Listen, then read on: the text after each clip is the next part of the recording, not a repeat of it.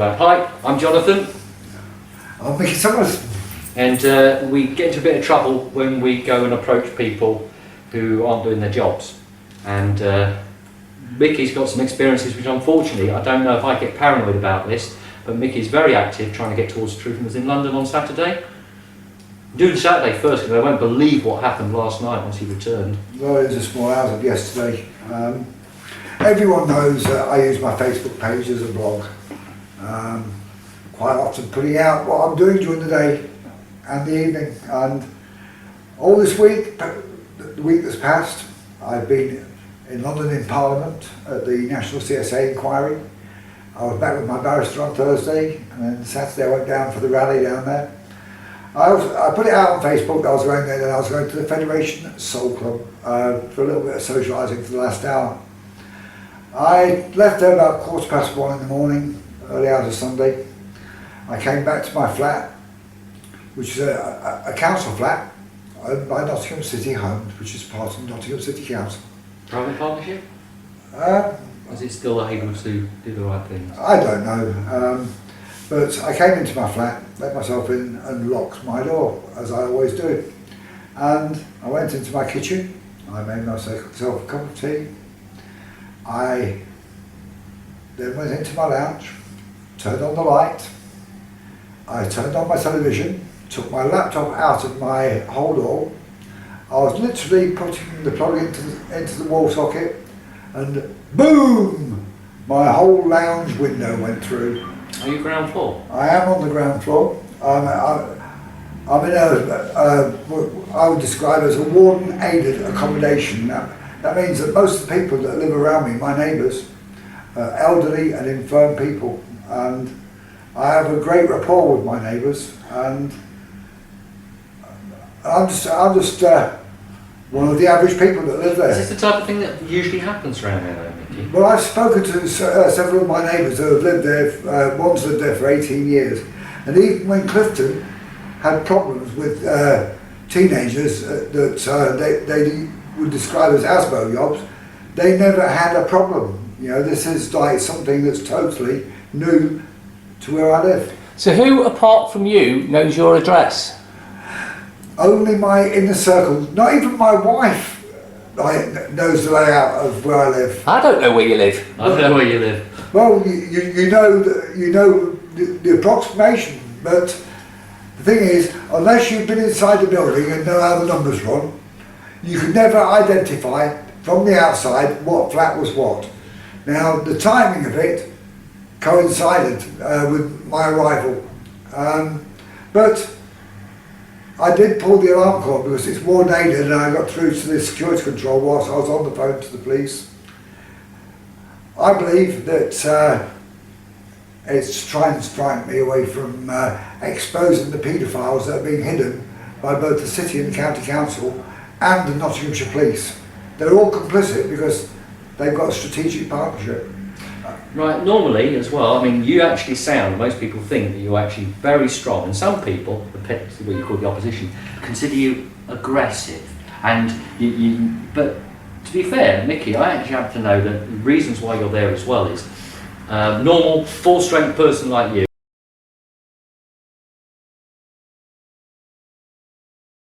would have probably jumped out from there and done something, but you shouldn't do, because he's not aggressive. But also, I believe that he doesn't want to talk about this, but his health isn't as good as it should be.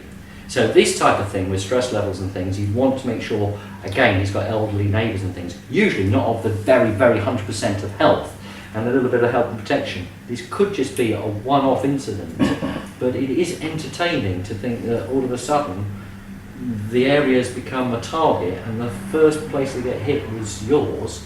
I actually don't think the council's dark enough to hire absolute scallies to do this.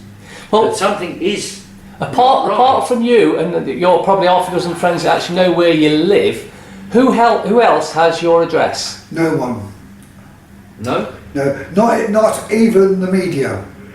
I have lots of media contacts, some of whom you've met and are aware of. And every time that I've met with the media, I've either met at their office or another location. and you're very much aware of that location. Yeah. I'm just wondering, Mickey's just getting lots of calls, he deals with lots of people, but if this type of thing would actually stop anybody else, little old lady or anything, of complaining anymore. I know that putting large objects through large glass windows while you're in the building should be giving a message across, even if it's your scallies trying to scare you. How scared are you, Mickey? I'm angry. There's a lot of difference, isn't there? People get confused with the fear and anger. But if somebody doesn't get angry by the things which have been done to them, over just the amount of time I've known Mickey and the responses you have to people who are meant to be looking after you, then the world is a very strange place. You must be really stupid if you didn't get angry. You should be a lot more angry. Well, the thing is, but he's staying calm. At the end of the day, you said that like, many people see me as an aggressive person. Oh, only from one side of the fence, shall we say. The rest of them look at you like, thank God you're here. I'd like to use another word that's maybe not been heard yet. I'm very passionate about what I do. I'm very passionate about the fact that I have a venomous hatred of paedophiles and those who want to protect paedophiles that have abused, raped, molested, maybe even murdered children in Nottingham city children's homes that have been run by both councils, and it's been covered up. Well, it's pretending it hasn't happened. Well, they said that Auschwitz never happened. Yeah, but there are bits happen, but it is very, very embarrassing as a big organisation that these things have happened. But the way they're dealing with the issues, meaning the same way things are being kept in-house and everything else, so we can't talk about that's how these groups of, should we call it manipulative, controlling rapists, look for opportunities of authority and power because they're protected by a circle and say, the main thing is, do not embarrass the council. Yeah. Do not do this, do not do that. Well, as far as everything goes, it's all logs. I have the crime reference number. I did speak to a member of Operation Daybreak alongside a uniformed officer yesterday, and our mutual friend actually has a recording of that. So, there can be no denial that Operation Daybreak are fully aware of what's happened. I know as well, because Daybreak, we're also letting the council know this afternoon as calmly as possible, because we have to have a man who he does seem to be answering the phone to Richard. His name is, yes, and he's answering the phone to me. He's probably been told to do so. He's not answering yet, but we want to meet with him today. But I do think it's important.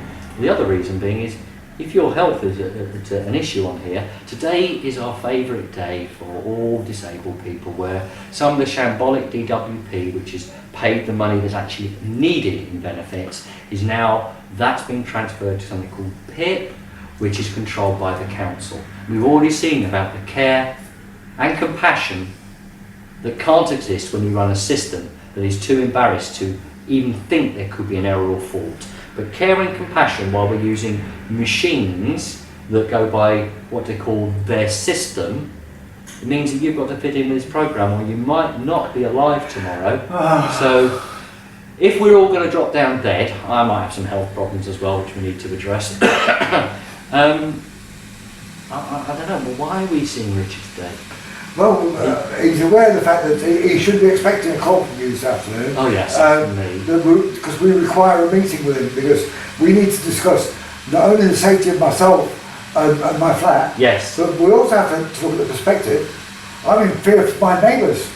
Well, he is the antisocial behaviour officer as well, so he's probably the right person to deal with, so I've got no qualms with that. But I was surprised he knew that I wasn't going to see him, because I sent him a letter on the 17th, he responded because he was away for the weekend, he was getting it on Monday, and it's this type of machine stuff where they're saying, we are doing this. They ended up actually getting to a point where a man was in hospital with a suspected heart attack, and they've been harassing him for 2 years with provable fake warrants, provable fake letters, no court hearings, and they sent a letter to the car to say, we have cancelled the ticket for the car because they can't deal with human beings. And say, if we go for this PIP stuff, your name becomes a company for the council to trade and take whatever they want. So they can only charge you for services to keep you alive, but they make a mint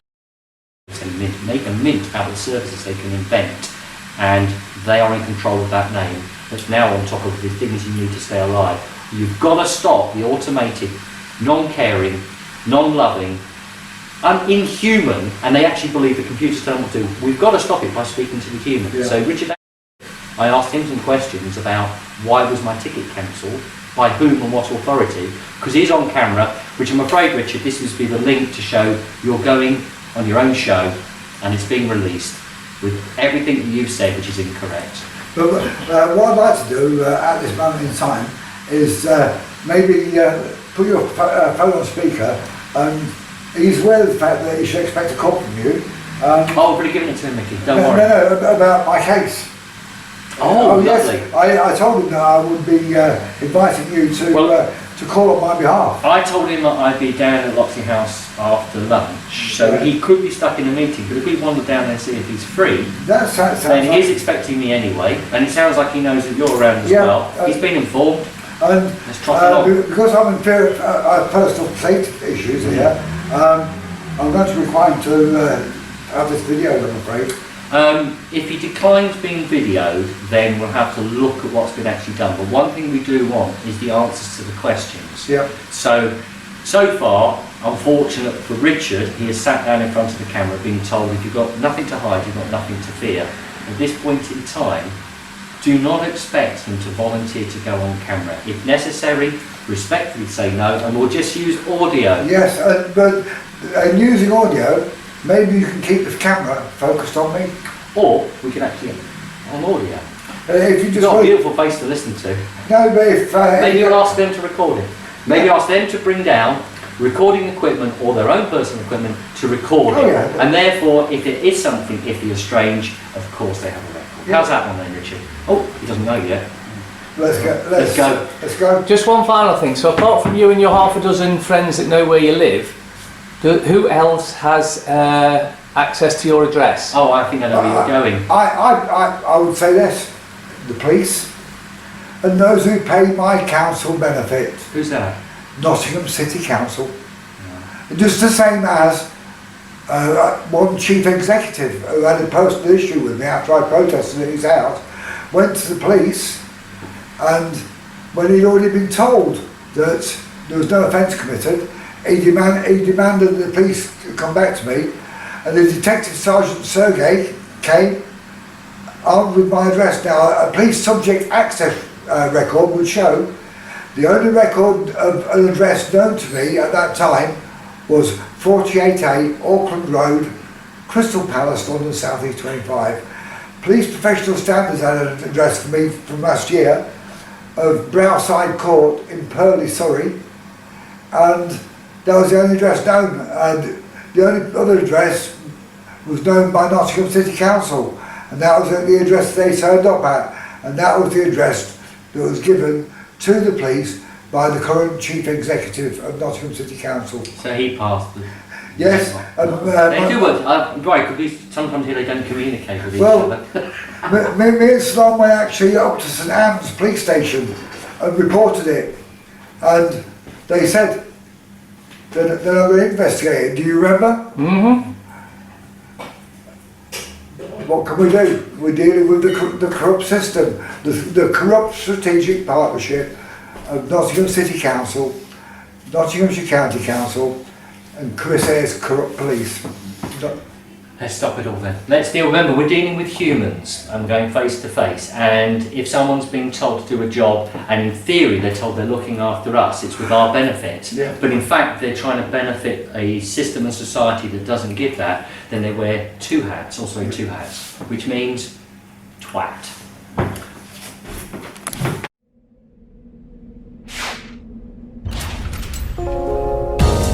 Debt Free TV, in association with GetOutOfDebtFree.org.